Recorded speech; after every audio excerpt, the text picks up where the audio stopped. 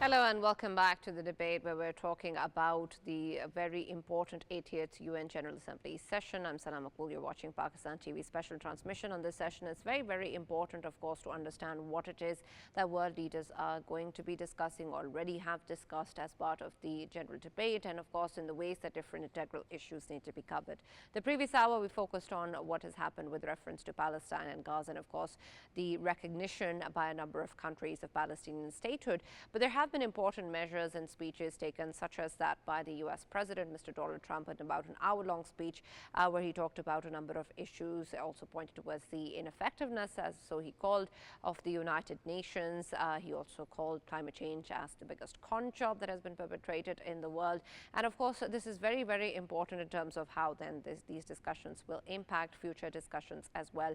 And so we're going to be taking a look at what that means in terms of what is going to happen with regards to these big agendas such as climate change and AI, but also then, of course, in the ways that Mr. Trump can actually put forward the US's stance and weight in a number of issues, and of course, as a champion of peace, as he says, in terms of ending the conflicts, particularly in Gaza and Ukraine, which hasn't happened so far. So we're going to be taking a closer look at what that means in terms of what the stage has been set for in light of Mr. Trump's speech, and then, of course, in the various agenda points and activities that are going to be part of the next couple of days in the UN General Assembly, what it is that the direction is going to be taken as the way that it impacts the international community, and of course then how world leaders are going to be moving forward as well. For this and more, as always, in the studios, of course, we've been joined by senior analyst Farrukh Pitafi and Raja Faisal, and we've also been joined by Dr. Kamran Bokhari, who's a geopolitical analyst and strategic forecaster and serves as a senior director at New Lines Institute for Strategy and Policy in Washington. Thank you very much, Mr. Kamran, for joining us and being a part of our discussion. And I'll start with your perspective on Mr. Trump's speech, what you make of it, and how you see this hour-long different words coming out of in terms of the way the rhetoric we've seen from the United States President impacting the direction that the UN General Assembly sessions and discussions are going to take, and especially with regards to core issues that are of extreme importance to the international community. Well, thanks for having me. I don't think that the president's speech, or any president's speech or any leader's speech at the United Nations General Assembly or anywhere else actually gives us a really good sense of what kind of policies they're going to pursue. Remember, these are all for public relations. The president was speaking on issues that addressed, domestic politics more so on some occasions than foreign policy during the course of his speech. So I think that the United Nations General Assembly session is more valuable in terms of the discussions on the side. The bilaterals, the multilaterals, those are where the real stuff becomes apparent. What policies are going to be pursued by what country. So I don't really want to put too much stock into what the president says, simply because statements are statements, and actors don't really reveal their true intentions through those speeches. They just serve a very different purpose. Right, agreed. And so building on that, Dr. Kamran, then when we talk about particularly also, as was mentioned by Mr. Trump, the ineffectiveness of the United Nations, what value addition then do you think exists as part of the UN General Assembly session? I know you mentioned the meetings on the sidelines and how the world leaders are going to interact with each other on key issues. But what is it that this platform then offers that adds value to those meetings? It is an annual gathering of pretty much all the leaders of the world who are able to make it each year, and so yeah, it's the only opportunity of its kind for various leaders from different parts of the world to come together. Otherwise, you have regional meetings, you have bilaterals, you have smaller gatherings, and but this is the one forum, the centralized forum for the planet. But what I'm saying is that speeches have a different function. The speeches, leaders wax philosophy, they talk about things that are on their mind. In other words, it's not necessarily reflective of actual policy behavior. That's the point that I'm trying to make here. And I think that we shouldn't put too much stock into what is being said, because leaders say a lot of things and they don't deliver on them. Right, Right. Yeah, absolutely. Dr. Kamran, when we talk about one of the statements by President Donald Trump, it is related to two countries, China and India. Of course, it is being said by Donald Trump that both of these countries, they have been giving leverage to Russia to pursue a war against Ukraine in terms of course, economic leverage. I'm talking about India being a country that has been involved in illicit trade of oil, and of course they have been, buying Russian oil and refining and selling to its old buyers. And when it comes to China, suddenly we know that their bilateral trade used to be $116.7 billion between both of the countries. It suddenly jumped to $200 billion. Right now, it is sitting at somewhere more than $300 billion. So can we say that this is an actual, statement from the US as a state that these two countries, as long as they are giving a helping hand to Russia, the Ukrainian crisis can't be solved? And good greetings, Dr. Bokhari. Let me also ask you, and my question actually goes back to what you said earlier, that this speech was basically targeted at domestic audience. Now the question at this moment is that the UN's slogan this year, UNGA, is better together. And there seems to be an irony here that while on one side we are talking about the importance of being together, on the other side we are looking at the kind of anti-immigrant sentiment in the entirety of West, especially in the US, in Europe also, where it seems that immigration is going to be discouraged. So do you think that this slogan actually conveys what is going on at this moment on ground? No, all great questions. Let me try to address them one by one. So the first one is about the remarks on India and China. Look, I mean, the president has been saying that for quite some time now. He has repeated that statement that China and Russia are supporting the war in Ukraine through their business deals with the Kremlin. He didn't need to come to the UN and say that. He just included it as part of his presentation.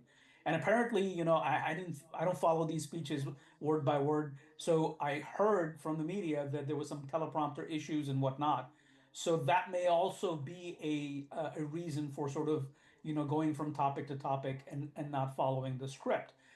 So yeah, I mean, look, the president has made it clear. He's also said that there's not much we can do about putting sanctions. We want to put sanctions, but all members of NATO should abide by those sanctions. There are still members of NATO in Europe that are doing energy business with the Kremlin, and they know who they are. And I think the president is, without naming them, is calling them out. So that's on that. As far as look, the United Nations slogan or the motto for this year, look, those are aspirational. There's a reality that a lot of people are missing around the world. That reality is that the post World War II order, the global order that the United States and its allies put together after the end of the Second World War, that wasn't meant for all eternity, where the United States is doing the heavy lifting, both financially and physically, militarily, for global security. That had to come to an end at some point. I mean, we've been debating the utility of NATO since the end of the Cold War, or the end of the implosion of the Soviet Union. That was over 30 years ago. So I think we're looking at a new order in which the United States is saying, look, this isn't 1945, this isn't the 60s, this isn't the 70s where the world faced threats and most of the countries of the world were not able to meet those challenges. And therefore, the United States needed to come in and do a disproportionate amount of the heavy lifting. Europe is wealthy. We did not have a China that is the second largest economy of the world. We have prosperity in Europe, and he sees prosperity even in the Middle East with the Gulf countries. And he's basically saying, look, I mean, and this isn't something that is the president is articulating this in this moment, but this is a strategy that has been in the making going back to at least the Obama years, where the United States is saying regional and allies and partners, stakeholders should be the primary drivers of security, and the United States will have a secondary role. I think that that is what is being missed, and this idea of together and whatnot uh, reflects an old level of thinking. I think the world hasn't caught up. There's almost a universal mortification. Countries around the world are mortified at what's happening to the United States. Well, look, the United States never signed on to this for all eternity to come. As for your immigration thing, look, uh, things change. Look, when immigration rises, if you have an influx of immigrants from all over the world, at some point there's has to be pushback from the people who are called the native population, if you will, or who've been there for generations. And so this is also a natural response to decades of immigration. It has created unintended consequences economically, socially. So, these immigration is something that's sort of tied with prosperity. So you bring in immigration if there is general prosperity. The United States, is going through a tough time. The Europeans are certainly going through a tough time. So it's only natural you see the rise of political forces who are opposed to immigration. So I think that it's a natural next step in where we are in terms of sort of East-West relations. Yeah, Right. Dr. Kamran, with reference to what we have seen happen before the UN General Assembly session and the recognition of Palestine as well, it's important that these countries, of course, are doing so irrespective of what the US's stance is. And so when we talk about this recognition, it is not ultimately at the moment leading to the end of genocide in Gaza and might just be symbolic for now. But do you think that it can potentially add any sort of pressure or impact or influence the Israel and the United States relationship or stance on the matter in any way possible, given the fact that now more and more countries are doing this, or even the United States, the United Nations has recognized this as genocide? Does that make a difference to what the United States can do as part of the UNSC and as part of its support to Israel? And Dr. Kamran, my supplementary question is quite similar to the question Sana has asked you, and that is related to, of course, when we, as you have earlier mentioned, that most of the presidential speeches at UNGA, they're merely lip service and they're just speaking their heart out. Can we say that in these speeches, of course, one of the speech was of President Macron, he categorically highlighted that his country is accepting Palestine as a state. But further down, are we aware whether they are accepting the boundaries of Palestine being pre-1967 war between Israel and the Palestine, which is ultimately the stance of OIC member states. Pakistan's stance is the same as OIC member states. And can we say that they have a defined boundary of Palestine to which they are agreeing as a state, or they have another interpretation of Palestine in it? Great questions. Look, let me start with the ones that Sana posed. Um, Look, recognition is definitely having, effect. These are countries that even today are allies of Israel, but they're distancing themselves. And there are domestic political reasons why they're doing this. There are also sort of ideological normative reasons why they're doing this. But the reality is that despite the fact that they have sort of officially recognized a Palestinian state in principle, they know that this is not going to lead to a Palestinian state. They're not doing it out of the defiance of the United States. I find it very hard to believe that the Brits and the Canadians and the French and the Australians, who are close allies of the United States, did not sort of consult with the White House. They did. Basically, the conversation went as follows: that the discussion from each of these countries was, the talking point was, look, we need to do this for our own political reasons. And the response from the president is, I understand, but I can't join you, okay, because I have my own political reasons for not doing this. So everybody's domestic political imperatives are shaping the behavior on this. Uh, it works for the United States as well. Why? Because then the United States can take this and leverage it in its conversation with Israel, forcing it to move towards a ceasefire, bringing the war to an end. I mean, look, the president in an interview with Daily Caller was very categorical that, look, Israel has won the war, the actual kinetic war in the region, but it's lost ground internationally. He went at length to explain this. This is no secret. So it's not like, this isn't pressure. Then let's look at Israel internally.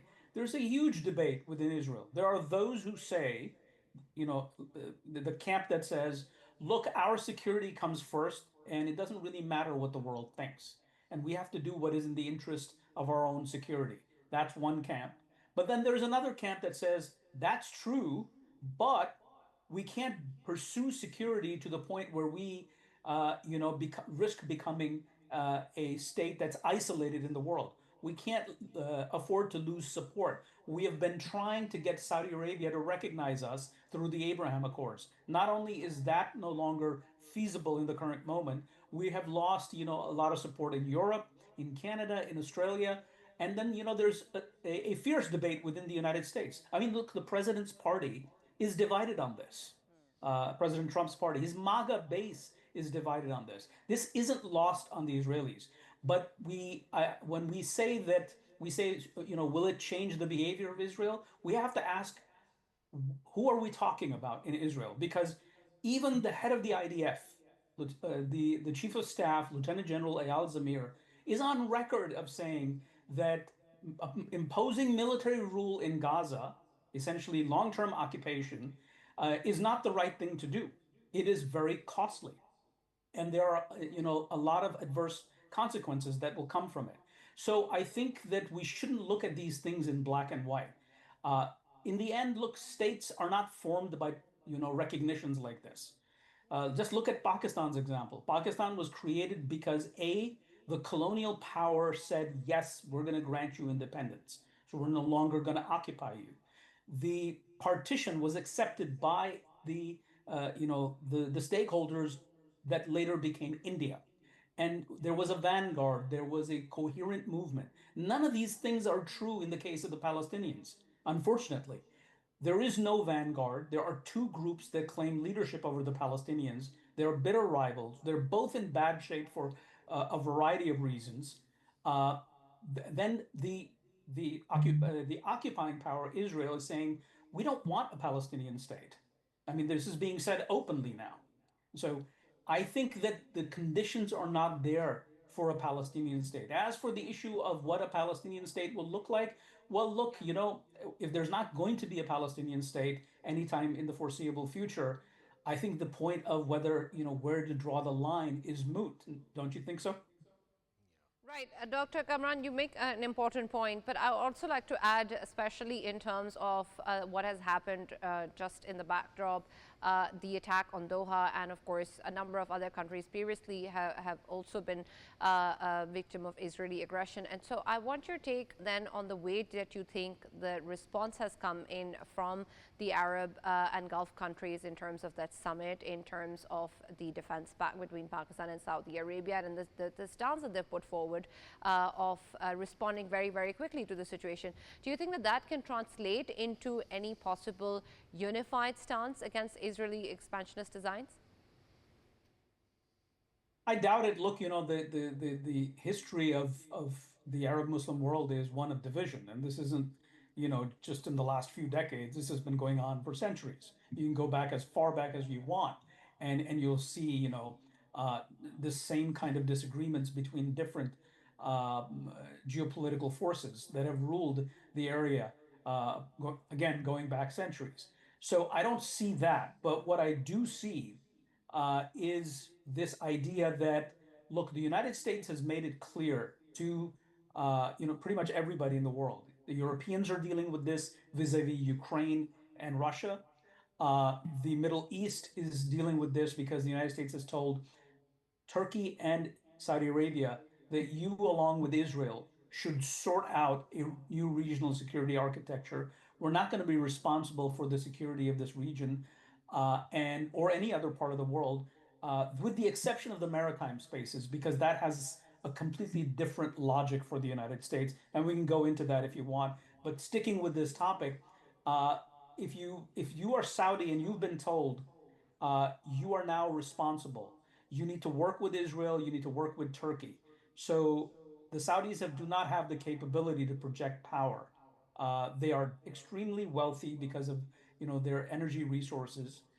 They have probably the state of the art, military hardware, but they lack the humanware, which is where this deal with Pakistan, the Strategic Mutual Defense Agreement, comes into play.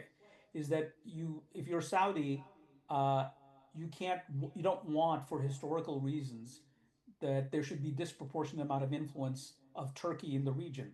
After all, it's not an Arab power, and there is the history of the Ottoman Empire and the founding of the Saudi state in opposition to the Ottoman Empire. So this is history that is not lost on anybody. And then there's nobody else. So who do you turn to? You turn to Pakistan. What does that mean? Well, it doesn't mean that they're going to be some sort of a collective defense against Israel. It's about managing this region. The Saudis have been told you need to come up with a new security architecture for this region. This is their effort at that. Ideally, the Americans said, look, Abraham Accords is the way to move forward, but we understand. The president in his trip to Saudi Arabia said, I understand that you will do that when it is right for you. And so he's not putting any pressure. He understands that. So the Saudis have to come up with a regional security architecture. What's the first order of business? The first order of business is the end of war in Gaza. Okay, a ceasefire, and the question is who's going to provide for security in the Gaza Strip. This is something I wrote about back in May in a piece called Post-War Security in Gaza, and my prediction was that if the IDF is not going to be occupying long term the Gaza Strip, and the United States is not sending forces, the Palestinian Authority is in no position to provide for security, then who does this? And the only logical answer I could come up with was that it's an Arab Muslim force, coalition task force, that will have to do this. And, you know, now we have this strategic mutual defense agreement. It's not about defending the kingdom, it's about defending the kingdom's interests in the region. What is an interest? Is to establish security in Gaza and its rehabilitation. So, what does that mean? It means that the Saudis and whoever else is participating in this coalition task force, which, by the way, the President of the United States should be discussing with leaders of the Arab Muslim world on the sidelines of the UN General Assembly session, uh, are going to be dealing with Israel. Israel will control the borders of Gaza. That's not what they're going to give up. Internal security will be done by this task force until such a time that there is a Palestinian Authority. We don't know how long that will take, that it'll be up and running, and it actually has a security force that can take over from this task force. So I think what we're looking at is coordination between the Saudis and the Pakistanis and the other Arab Muslim states with Israel. You can't not do that. It's just not logical. Absolutely. And let me actually compliment you on being prescient because I read that piece and it was brilliant. That is not all. I think that you have just actually anticipated my next question and answered in advance regarding the importance of the meeting that is going to take place between Muslim leaders, including Pakistan's Prime Minister and President Trump. But going back to your own argument that there will have to be a Muslim force that actually stays on ground and takes care of this situation. The biggest problem is that whatever force there might be, it is going to be a foreign force. So there will have to be need for some local, supply of law enforcement as well. And at this moment, whatever we know about PLA, they have 8,000 to 9,000, law enforcement officers in West Bank. So do you think that there's a possibility of getting somebody, otherwise it can become some kind of occupation and there might be local resistance. And finally, what do you think is going to be the upshot of President Trump's meeting with the Muslim leaders? So the upshot is basically that they, this is the big ticket item on the agenda in their discussion. But I'm pretty sure there's going to be other issues that we're not aware of. There's the issue of Iran that has to be discussed. There is the issue of Syria, because Syria has to be rehabilitated as well. And he wants to listen to what the various countries have in mind. I mean, the Indonesians are supposedly going to be there as well, so we have to see what they are willing to contribute to regional security. They're far out. They're not even in South Asia. They're way out in Southeast Asia. So it remains to be seen what they're going to say. So these are the things that are going to come up. As to your point about, look, I don't see this task force. It's not going to be easy to put together this task force. Mind you that in that piece that I wrote back in May, I had referenced the Islamic Military Alliance that the Crown Prince Mohammed bin Salman initiated in 2017, I believe. And its de facto commander, it doesn't have any troops, but 41 Muslim Arab states are members of the Islamic Military Alliance. It was supposed to be a counterterrorism alliance back in the day in 2017. The idea was to fight ISIS, Al-Qaeda, and Iranian-backed, non-state actors. It has never done anything. It has a secretariat, but the key thing is it's led by former Pakistani Army Chief General Raheel Sharif. He's still leading it, last I checked. So there's already some form of mechanism. Remember the uncomfortable situation in the last PMLN government when the Saudis in 2015 asked for Pakistan's support in the Yemen war. The Pakistanis politely declined for a variety of reasons. But again, that didn't go away. So what I'm trying to say here is there are mechanisms. But the big question here is, who's going to lead this effort? So when you have a multinational force, you have soldiers from different countries. So what is the chain of command? Who do they report to? Who leads that effort?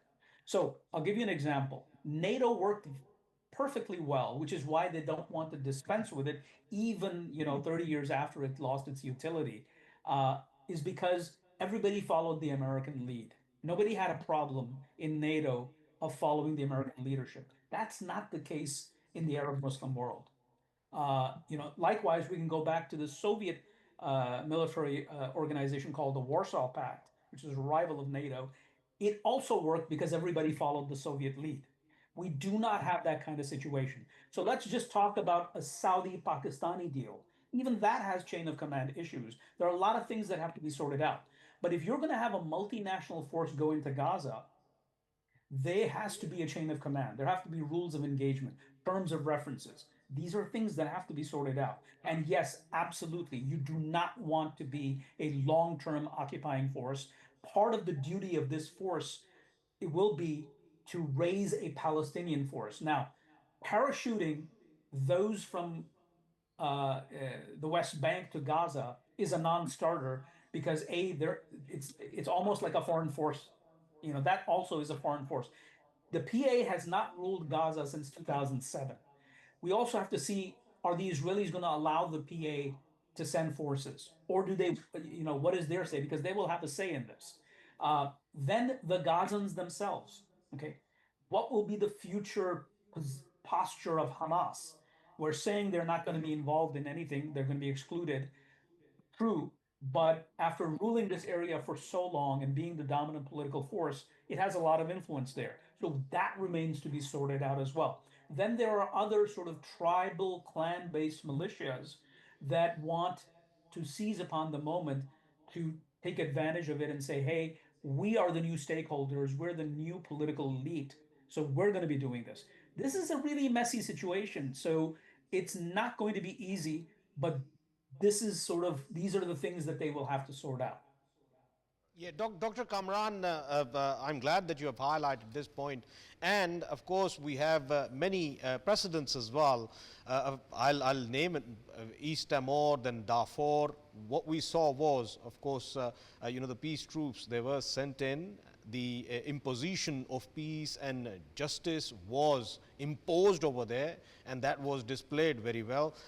Why is it that, a region like Middle East, there is an intentional imbalance of power in the favor of Israel?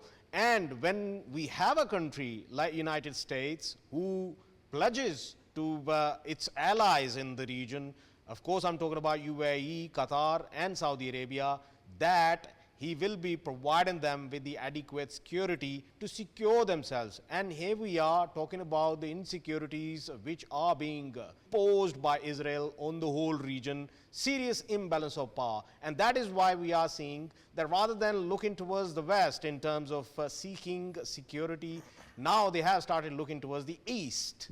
Can we say that United Nations would never come up with this kind of initiative in which they can ensure that a region, especially a place like Gaza, can be sent in the United Nations troops, peace troops, and they can negotiate with Israel in the absence of any other party?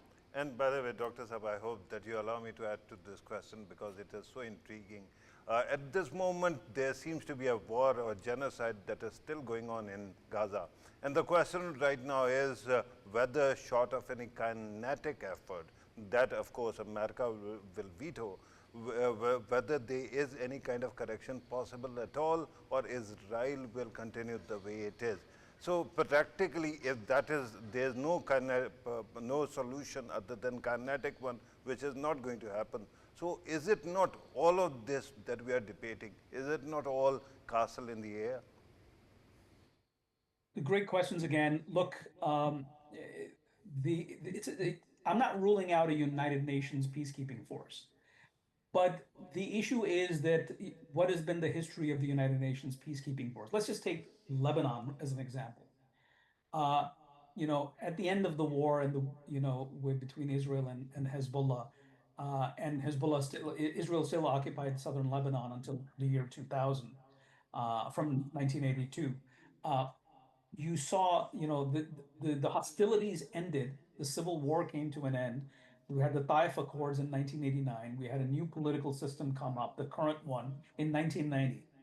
But Hezbollah, right under the nose of the United Nations peacekeeping forces, was able to set up shop and become the most powerful military force in the country, larger than the country's armed forces.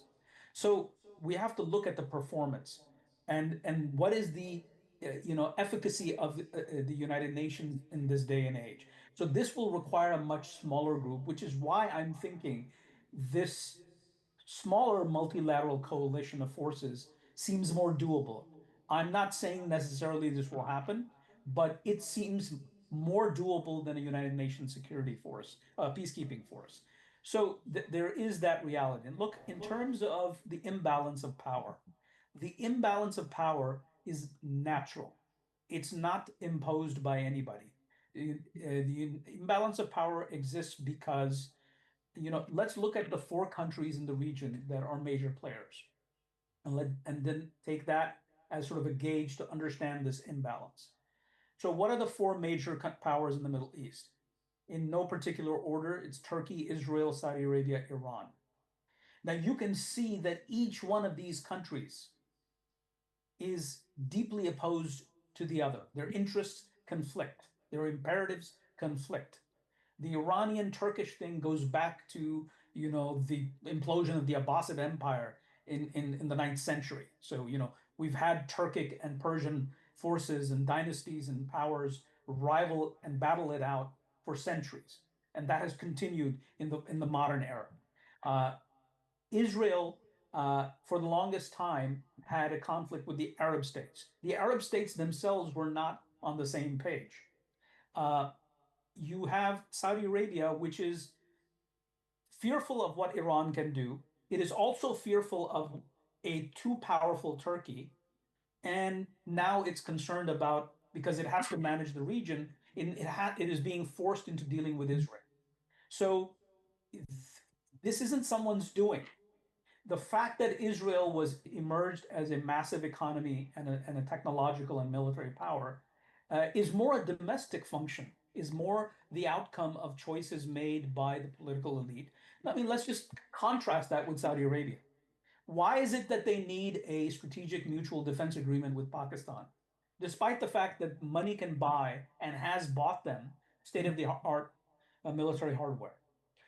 It's because they chose not to invest in the military force. It was their strategic decision to rely first on the Brits, and when the Brits left and the Americans inherited the Middle East as a great power, on the Americans. So these are choices that were made. Choices have consequences, especially if they linger on for decades. So what I'm trying to say over here is this is the imbalance of power that the United States has to manage. Now, previous administrations were running by the old playbook that, hey, we're going to be the ones doing the heavy lifting. We're going to have a relationship. We're going to tell every country what to do. Now, eventually, that became untenable. And now this administration is saying, look, it's not our job. The two-state solution is not our job. We've had multiple administrations starting way before the Clinton administration and the Oslo Accords saying we are in favor of a two-state solution. But we never were able to actually deliver on it. And we want to be realistic on it. We're not going to be able to deliver on it. As for sort of, how the US looks at the situation, it's very simple. The United States has to deal with all these political forces in the region. It has to deal with the Saudis, has to deal with the Turks, has to deal with the Israelis, and you have to create a balance. The only adversary that the United States has in this region is Iran, and that sort of throws a monkey wrench into broader architecture. So these are natural forces that Washington has to grapple with. Dr. Kamran, we'd also like to mention with regards to other agendas as part of the UN General Assembly, in particular, of course, climate change, called a con job by Mr. Trump, and of course, AI and what can be done about it. I want your take on both of these in terms of what really these discussions will end up contributing towards, because when we talk about climate change and the kind of stances that we've been hearing from the US and the fact that the COPs haven't really been able to generate any tangible action on ground, and then of course in the way that the efforts towards regulating AI have also been redundant in a lot of aspects, and of course the challenges exist as to how to deal with it in the future. How do you think that this platform will help contribute to these discussions and then help the international community cope with these crises? Look, there is a political framing of the debate around climate change, and there's no denying that. It exists in the United States, exists elsewhere. But really what it is a way to sort of discuss the issue and because of a reality. The reality is that renewable sectors aren't there yet to where you could actually sort of replace hydrocarbons. Then the hydrocarbon producing stakeholders, whether they're states or energy companies and whatnot, they obviously have their interests as well. And it's no secret the last two, there's a reason why the last two COP conferences were held in Azerbaijan and UAE. Both are hydrocarbon producers of high order magnitude. So it's about, how quickly we can transition. And it's not, and it becomes like, oh, so-and-so is a climate change denier, so-and-so is weaponizing climate change. There are those who are saying climate change is a hoax. This is all the political conversation. But the actual policy conversation is, well, we can't just unplug, turn off this switch, and then flip the other switch, and then we'll be on our merry way as a planet, as a species. You can't just withdraw from that. So that's where the sort of the disagreement is. And I think that will remain. It's not something that's about to be solved. But yes, as things, progress, as time progresses and the effects of climate change become even more pronounced. I mean, we already saw it in Pakistan with the floods of last year and the devastation we saw from that. So that was just one example. But as migration due to climate change becomes an issue, I suspect, there'll be a change of mood, that there'll be more willingness to have a conversation at an international level in terms of forming some sort of a policy. And then, of course, each stakeholder, every country views this differently. So this is not going to be easy. Yeah. AI is even much more new. I mean, I just had a piece in the National Interest with a colleague who's a chief technology and product officer for an AI. Farrukh, I want your Yeah. take on this because you've been exploring this area a lot as well, and you have an opinion on how this will evolve and what sort of direction can take. What do you think can be added as part of the UNGA's discussions? Yeah, thank you very much, Sana. I thought that maybe I'm going to be the person who is going to talk about this. Yes. Because as you pointed out, I'm not merely exploring, I'm an AI practitioner. Right. I know I code as well. Regarding what is happening right now and the circumstances that are there, I'm looking at the UN and their interactions, and I'm thinking about the progress already made. The fact is that now AI is not limited to one company or one country. And there seems to be huge advances so far. And then you have seen what companies like OpenAI have done. They have actually bought so much compute that is going to last them for a lifetime. So with that kind of players, and then of course DeepSeek from China is there. There are umpteen other AI companies. There's going to be so much competition that now the question about the possibility of an international charter or international legal framework to regulate AI, that is gone. Now that means that we are debating, or perhaps beginning to debate, what we should have been debating 4 or 5 years ago. And that window is gone. Now we are in a point of no return. The only thing that we can do now is talk about whether AI will be used in warfare and to what extent.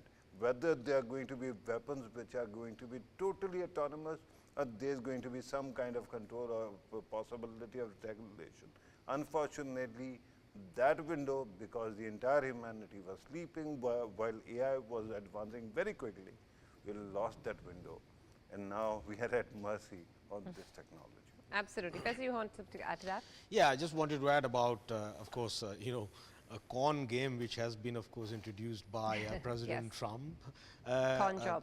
Yeah, of course, a country like Pakistan, I hail from Pakistan, we are seeing one of the worst facts of climate change. We will always be looking for more assistance from the countries like US, especially in the fields of AI related to climate change, as there is an inclusion of AI in climate change as well. That is going to be decided for the future. Pakistan is constantly at a hazard just because of the climate change, just because of the global warming.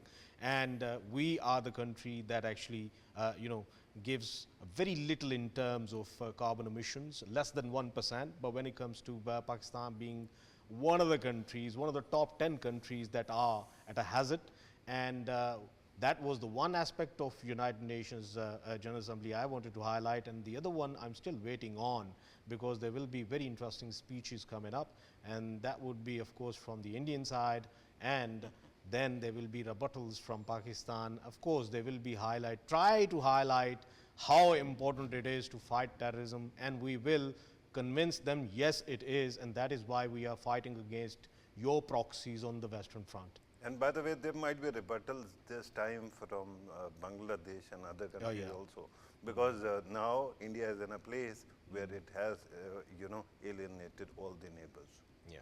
Yeah, absolutely. That is something that we're expecting. But of course, the discussions around these topics are important, integral, and we're going to be, of course, here to talk more about it tomorrow as well, as to how these things will unfold. But there is an important session that is currently going on, and this, if nothing else, is of course setting the tone as to where it is that the international community is heading, what it is that is giving importance to, and how different countries are reacting to that. So there's going to be a lot that's going to be on the table tomorrow and in the days that follow, and we'll be here to talk more about that. That's all that we have from today. We'll now see you tomorrow. The transmission continues at Pakistan TV, and stay tuned for more updates on the UNGA and other news going around in the world and in Pakistan.